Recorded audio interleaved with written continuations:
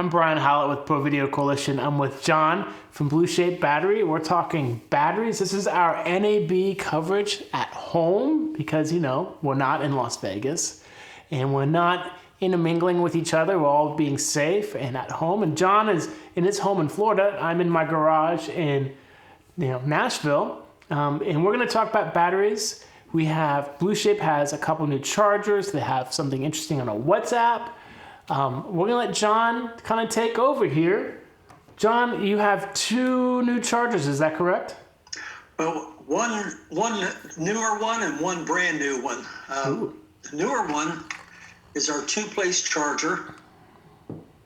Turn it slowly here so we can get the latency. Mm-hmm. This happens to be the 3-stud model. It also comes in the V-lock. Mm-hmm. It has the spread apart base. Okay. For stability. Has simultaneous charging. Our old model was 3 amps per channel and sequential charging. This is up to 6 amps per channel and consecutive charging. So essentially 4 times faster than our older one. What does that translate into charging like a 96 size battery? Like in times? Is it like an hour? Is it 6 hours? No, you should be on a 95 watt hour battery. You should be around an hour's charging time on this guy now. Oh, just an hour. Right.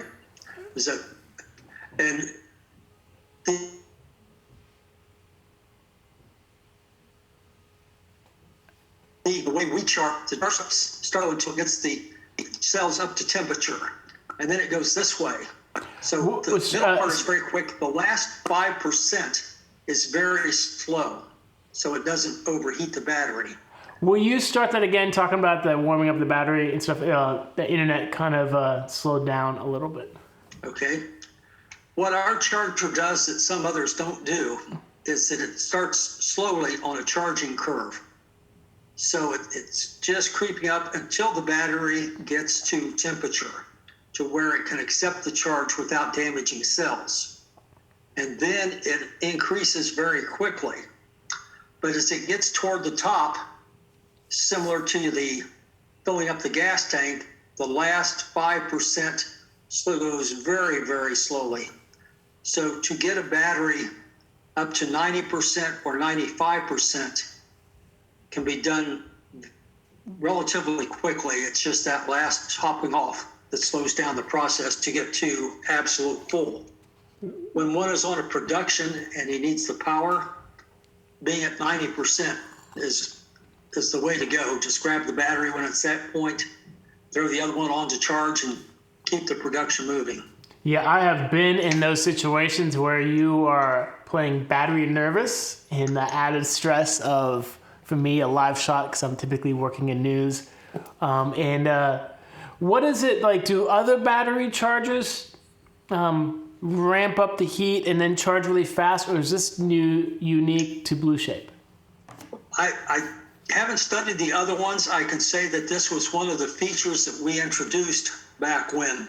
But we can't say whether all the other competitors do it or any of the other competitors do it. I do know that there are a lot of non-smart chargers, nicknamed dumb chargers, that simply just put the juice into the battery. Okay. So those kind of chargers would potentially damage the battery when you get up to the top end. Just need to be careful and not leave the battery on for an extremely long time. On this particular charger, you can leave the battery sit. Once it hits its full capacity, nothing else is going to happen to it. It's just going to be stored on the charger. Does this type of charging extend the life of a battery? Yes. It's very easy to burn out cells on a battery by either pulling too much juice or putting in too much juice. So this charger that works with, of course, anybody's 3-stud battery or V-mount battery, depending on the model, this charger wants to stop and make sure it doesn't kill your battery. Our batteries, on the other hand, also tell them when it's enough, and they will stop rather than overcharge as well. Typically people talk about batteries, and sometimes batteries and tripods is a very unsexy thing to talk about, because everyone wants camera and resolution and dynamic range, but batteries are like, I can attest to this because of a long experience, 20 years of experience in broadcasters. Batteries are what give you peace of mind. And spending money on batteries is, sorry, John, but it's about the least favorite thing for me to do. And if I can make a battery last longer, I am happier in the long run, especially if there's still good batteries. But this is not the only charger you have. You have another one, don't you? Yes, well, I have a picture of another one. So if you have a picture of a battery you want to charge, we can get them together. But this is the new model that's just coming out. It is a 4-place charger. What you are seeing in there in the middle is a touch screen. Okay. So we have gone from the push button technology, little LED readout, to a full touch screen. This, you can select the battery that's on there. It will take you to the status page and give you the information on the amount of juice going in, amount of time until full, status of the battery's health. If you've used our Granite Link app and have gone to the advanced page on that Granite Link app, then you will know what information pops up on that second screen. It's the critical data, lets you know that wonderful thing. When can I use my battery? When is it going to be full? Well, a quick question. Probably the key. Yes. If it's a LCD screen and you can access that information, could you, in an emergency situation, essentially just take everything and charge the one battery that you need right now? Or is that like a feature that I'm kind of making up? When you say take everything, you mean just put one battery on and let all the resources go to that? Yeah. Our charger charges the same rate whether there's one battery on or 4 batteries on. Okay.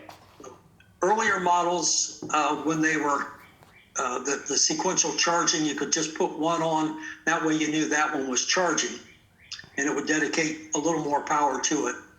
But with the new boards that we have, the faster charge, it's pretty much all the faster you want to charge a battery for the health of the battery. Okay.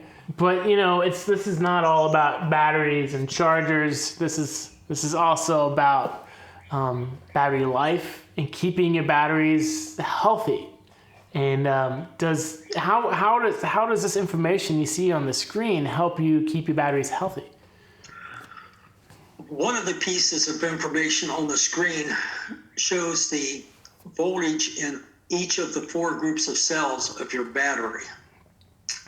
When you look at that, you might see that 4,100 milliamps in, give or take a few, in each of the 4 groups. If you look at that printout or readout and one of them says 3,700, then you know you have a cell going bad within that group of cells. If you're under warranty, you can get it in quickly, get it repaired before you ever notice that there's a problem as far as the performance of the battery goes. If you're not under warranty, you can make the decision, how long do I want to let this ride before I do send it in and get it fixed? Because you may not notice any difference, any significant difference in the performance, but at least you know the information. Also, if there's something happening within the battery, temperature-wise, this notifies you that it's getting too hot too fast, and something can be sent in for diagnosis and repair. Keep the battery. So essentially, the information on the LCD screen can tell you your battery is beginning to go bad before you might even recognize a loss of power from that battery. From lasting like 4 hours to 3.5 hours, you might not recognize that kind of time without some daily logging, which, I don't know anyone who's really doing that. But this is like, once you know it's starting to go bad, you can essentially put it in a pile where it needs to be fixed, correct? Right. When I came into the industry, I came in into a nonprofit broadcast center. They have 5 batteries to go out with 2 cameras, had gaff tape on the batteries and the number written on, which was how long that battery would last when it was on the camera. Number battery with the 17 on it went on every shoot, just in case, because that was our wrap-up battery. When you got to that point, it was time to wrap everything up, do your finish, any B-roll you needed, and go home. So was that 17 the number of minutes it would last on a camera? Yeah, but fully charged battery, that battery fully charged would last 17 minutes. It was probably 8 or 10 years old. It was there much longer than I was. What's interesting is now if someone's got a battery that's not going to hold, I'm guessing an old Beta Max or SP or SX back then, which is was kind of power hungry. Now you can use that battery on LCD lights, and it might last you. You can move it from a camera to an LED light and get some extra life out of it that way. Absolutely, the difference in power requirements is just amazing. Conversely, it goes both ways. Some of the other cameras, when Red 1 came out, it was extremely power hungry. We just started making this series. It's called the HD Plus, and that was brought out for the Alexa LF with its 19.7 volts to run and its draw. This is actually a 20 amp battery, where most of our HDs before this, or all of our HDs before this model, would go up to 12 amps nominal. This starts at 20. So it gives a lot more power, can run big lights, can use those in groupings to run the Sky Panel S60 or Area 48 lighting. Any one of the big major players can be run by batteries now, sometimes through grouping, which brings me back to something I actually didn't get to on either charger. But Brian, let me use this for an example. It's the same with the 4-place. It has a 14.8 volt XLR out, which is industry standard for lighting or cameras. Our previous models, when you would plug it in, have a battery on the side, you could use the 14.8 XLR out to the camera. With these new models, both the 2-place and the 4-place, you can disconnect the AC, just put it on your batteries and use it as a remote power station. So it will give you 14.8 volts out for whatever the size of your battery is at any location you want. It does not have to be plugged in anymore. Okay, so you could then run lights, anything that takes that XLR power. You could use that charger and batteries to power that light. Is that correct? Right. You can charge the batteries, or you can disconnect the electric and use it to run the lights, or you can run the lights while it's charging batteries. As long as the overall demand on the lights is less than the juice coming into the charger, you'll still be charging even though it's slower if you're running a light off of it or a camera off of it at the same time. Okay, that's actually really handy when you're on location, when you've charged everything the day before, but the shoot's going long and you got to power your lights and you got to keep charging. It's just a nice way to extend the life of, not the life, but your shoot, because you can charge and light as long as you're not pulling too much power. What's interesting, we talk about, we joke that batteries can be a little boring, but, if it wasn't for the batteries or the power, we would not have some of the cameras we have now, because so much of the sensors and the recording in it needs the extra power. So when power came, large format came, I think I'm correct there. I might be wrong. I could be wrong. I don't know. No, you're good. The large format was when the Red 1 initially was when the power demand started to increase. And then it's gone both directions since then. Smaller cameras take less juice. Large format, bigger, higher frame rate, etc., take more juice. So we're going both directions with smaller batteries and larger. touch two things real quick on the big charger, the 4-place charger. You do have a USB charging port on it now. So you could use that for your phone or you could use that for your phone or any like on-camera battery, because a lot of people use the phone batteries, USB batteries to charge, to power like live monitoring, HDMI video transmitting, or their follow focus or anything like that? Anything USB, standard draw you can use. May need an extension to get it to the camera, but it's available.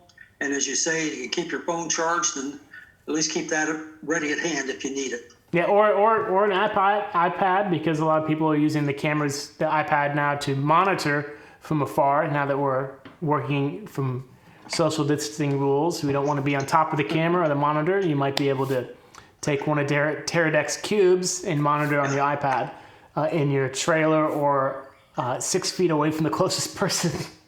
Good point. The other thing on both chargers, the new one and the 4-place and the 2-place, we have an off switch on the fan. So if you are in a studio environment or close to the camera, you need your power to be completely quiet, you can turn the fan switch off and continue to charge batteries or use it as your AC power supply. How does that affect the power supply and charge? I'm imagining with the fan off, heat can build up. Glad you asked that question. It does. The circuits within that charger, they've added one that will read the temperature, and if it starts to heat up past a certain point, it will slow down the charging. Will continue to charge, but it'll slow it down to keep the temperature within the safe range and not damage the battery or the charger. So it's something you would use every now and then, but you'd probably have to turn the fan back on if you want those batteries to charge at the regular rate or speed that you're used to. Yes. Okay. Definitely. And then, so you were also mentioning something about Blueshape and the WhatsApp. I'll say this, I'm not on WhatsApp. I'm a middle-aged man, so as you can tell. So you're gonna have to explain this one to me. Well, this was just another way to send a quick video.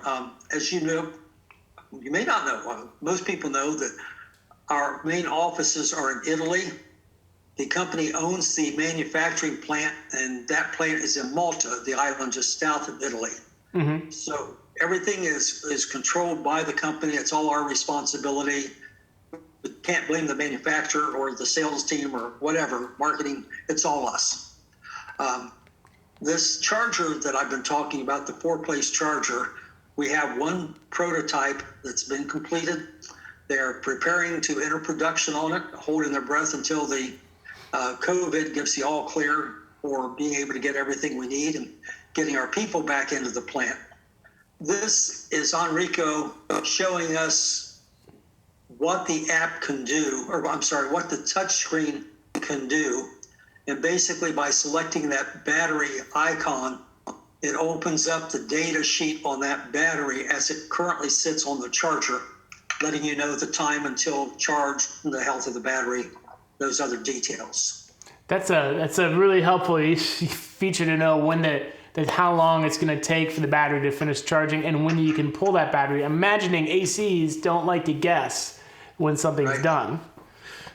One of the interesting things we found recently, Brian, is we've introduced the mini battery a couple years ago. People love it. They always have this little Wi-Fi emblem on. All of our batteries now have a Wi-Fi module included in them and can transmit data to an app that is free to download, free to use, available on Android or Apple. Price for people that love the batteries, will use the batteries, but have not bothered to go to that app. And that app is also an easy way to tell how the battery is doing remotely. When it's on the charger, you can press the button, but if it's on a camera, you can bring up your app and just log on take a look. It's real-time polling, so the app will tell you that this camera can operate on record or however it's operating now. It can do that for another 27 minutes before you need a battery change. It will give you real-time polling. If you're on standby, look at the app and it tells you you've got 2 hours and 25 minutes. Hit record. By the time you look back down at the app, it'll give you 2 hours and 5 minutes or whatever the adjustment is for actual draw at that particular instant. That is incredibly useful. So in my world, I'm usually doing interviews which are powered. I'm usually plugged into a wall, but we might be doing live shots. We might be recording like a documentary some other place, or usually in the field, and you don't know, like the guess on some batteries. It's like, is it good? It says 20%, but you don't know what that 20% really translates into battery runtime. So being able to open up an app, say you have a 3-hour meeting you have to record, and you don't have a place for wall power, you can then go through your batteries and figure out which one is going to last you the length of time that you need. And then you have that peace of mind. Again, peace of mind and taking the stress out of being a camera operator or a gaffer or whatever is just critical, because then you can focus on being creative. We did have one DP that was using 20 of our batteries at one time on a shoot. Through conversation with him, Pietro Vignali, the other principal of the company, along with Enrico, developed the app so that you can get a mini router. Any mini router will do, sell one, but anything standard off the shelf, or even a studio router, whatever home router will work. But you can connect your batteries to the router, connect the router to your iPad or Android, and then you can actually see the status of up to 10 batteries on a page at a time, depending on the size of the device. So you can, if you are out on a shoot, you've got somebody working on you, you've got 3 lights are up, remote plus the camera, you can actually have somebody looking at those 5 batteries on the 5 devices and know if one of them is going to be causing you trouble soon before you actually have to go, oops, we just quit recording, everybody stop. Yeah, you don't want to take to be interrupted, or an interview be interrupted because you lost power to your camera or your light. That can be, you can whip someone out of the moment and really ruin the mood of a shoot or that piece of a shoot. You don't want to be guilty of that. Trust me, I've done that. You don't want to be guilty of that. Yeah. We one of the things that came as a result of the Red One camera, the Red One was basically, as I was describing it, was a computer with a nice lens on the front. It took, according to the manual, it took 90 seconds to reboot, but it was actually closer to 3 minutes. So if you were in an interview or, heaven forbid, in an action shot and suddenly your camera stopped, it was freeze. Yeah, we're going to get lunch and be back. 3 minutes later, you can finally start rolling again. The guys at Blueshape had developed a hot swap adapter that fit on the, and then the battery fit on the device. So the little 21 watt-hour battery in the device would keep the camera running while you took your other battery off, got a new one, and put it back on. So you did not have to reboot that camera and sacrifice those 3 minutes of time. That was a lifesaver for those of us who used the Red One, because we used to joke, the camera lost power, and now we're gonna go get coffee as we turn it back on. Yes. It was early days. Let's just put it that way. It was early days. Figuring out a lot of solutions to a lot of problems. Amen. Well, thank you for joining us and talking about batteries, battery health, and keeping you powered on a shoot is really an important thing. I mean, we would be stuck to wall power or a generator, and we like our freedom, and we like to be able to know what our batteries, where they stand on charge, how long it's going to take, and how long they're going to last. John, thank you for joining us, and stay safe, man. I appreciate the time. Yeah, stay safe.